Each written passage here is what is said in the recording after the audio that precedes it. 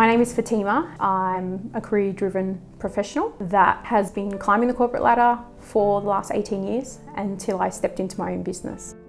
In 2007, I was successful in securing my first big role in the CBD. It was the weekend before, during dinner, I just had a sudden panic attack. I didn't know what it was, so naturally my first instinct was, I'm about to die. Then I remember going to the hospital, being on a drip for about 4 hours, and next day I had to get up and get ready to go to work on the Monday. I was too scared to say anything, and for many days later, concealing the fact that I had anything wrong with me for the fear of losing my job after just starting. It was in fact related to underlying anxiety that I didn't know I had.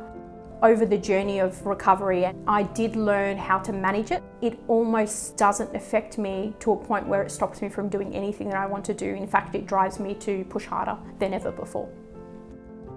8 years into that corporate career, my first business, which didn't really go anywhere, kind of failed. All of the lessons from that put into the last 5 years have been a key part of our continued success more recently. There's a lot of nervousness that comes around being a founder, and as we've been growing, the anxiety that comes with a growing business is continuing to come our way. My team know mental health is a big part of what we do. We talk almost every single day. Even if we're not working, we're finding something funny to share with each other. Those sorts of connections that I'm making with people, it actually helps. I see the evidence firsthand.